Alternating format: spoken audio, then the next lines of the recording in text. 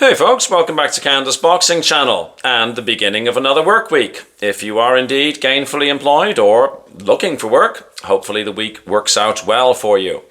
An interesting week in the United States and of course in Canada.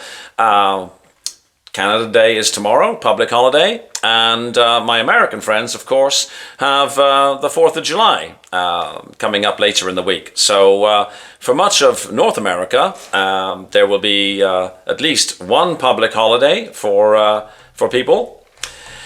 What do we have on on plan this week? Well, I'll make a Canada Day video tomorrow.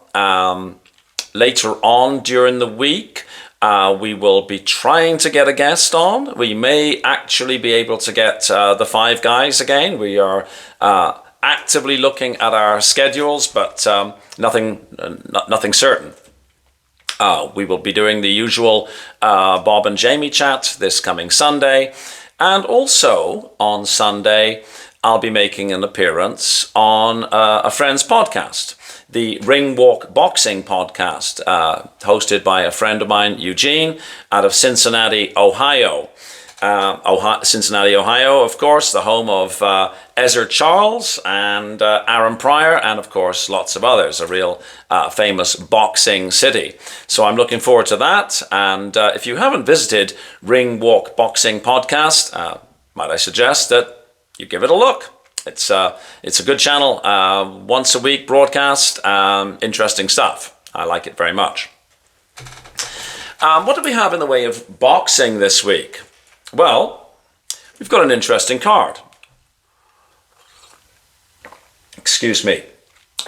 It's a card headlined by Jack Catteral and Harlem Eubank. Yes, Eubank of the famous name Eubank. It's in Manchester Arena, and let me just look up what the event is all about. So, Saturday, 5th of July, 2025, Manchester Arena, Manchester, Lancashire, United Kingdom. It's Eddie Hearn, of course, Matchroom Boxing, and a Sauerland, or Wasserman promotion. Headed by Jack Catteral, like I said, and Harlem Eubank. It's got Joe Cordina on it, William Crawler, Sky Nicholson, just looking at, a few names on here. So, should be a good card. But let's talk about Catteral and Eubank. Let's start off with Jack Catteral, the A side, if you like. 30 wins, 13 by way of KO, 2 losses. He's rated number 6 in the world, according to BoxRec, at welterweight. Number 2 in the UK, nicknamed El Gato, of course. He's a southpaw. Now, that might be a salient piece of information there. 5'7". So a quick look at his last outings, shall we? Split decision loss, February the 15th of this year. Excuse me. Yes, it was for the WBO Interim World Super Lightweight. That was his last outing. Prior to that, a unanimous decision win over Regis Prograis. Prior to that, a win over Josh Taylor. We can go back to Linares and Foley. And then, of course, we had that loss against Josh Taylor, which I'm not sure if derailed is the right word, but it shunted Catterall's career off in a direction that sort of caused him to, I think, waste a couple of years. Anyhow, clearly a very talented fighter. Would it be fair to say that Catterall's on the slide?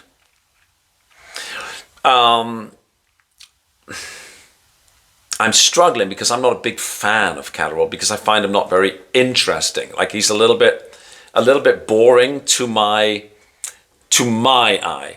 I'm not being disrespectful here. He's just not his style doesn't really grasp me and draw me in, you know. But a very competent fellow. Of course, right? He's the A side for a reason. He's the bookie's favorite. I'm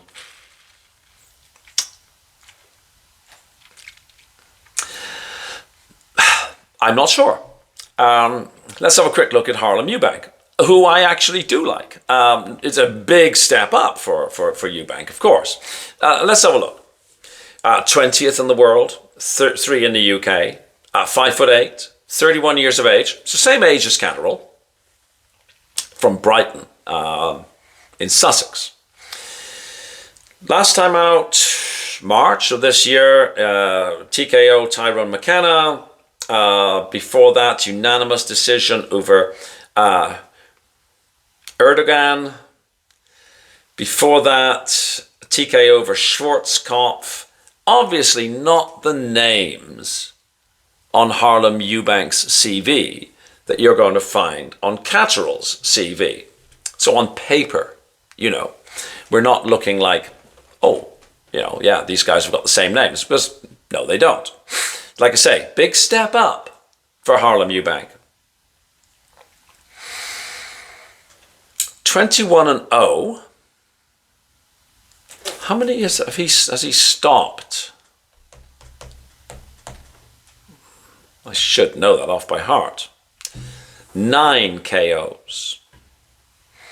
42.86% KO ratio, if that's, you know, 43.3 for Jack Catteral. So neither are real KO merchants, right? Eubank has got fast hands. He's got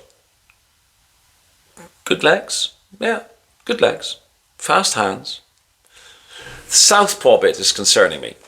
How is he going to deal with Catteral being a southpaw? And I think that's possibly what it might boil down to. Like I say, bookie's favourite, definitely Jack Catteral. There's something I'm seeing which I'm kind of liking about Eubank, and maybe it's because I sort of favour Eubank because, you know, Catteral, like I say, he just isn't my cup of tea. It is nice to see two fighters who respect each other and have, you know, professionalism. I watched something the other day where they were talking, and I thought, yeah, you don't need to have any of the you know, fake beef or anything like that. So I think it could be an interesting fight. It could be a good card. I believe it's on DAZN, so I'll be watching it on Saturday. And Jamie and I will undoubtedly, you know, pick it apart and see what falls out of it when we have our chat on Sunday. I think I might put the pensioner's bet. You know, $5 on the fight going the distance and Eubank getting a points win. So it's a very tentative, more of a hope than a real wish. More of a hope than a real analysis. I think that would be a better way to put it. But that's what I'm hoping for. I won't be disappointed either way.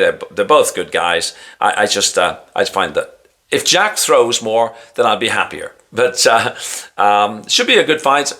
Should be a decent card. We'll talk about some of the others later in the week, I think. Thanks so much for watching.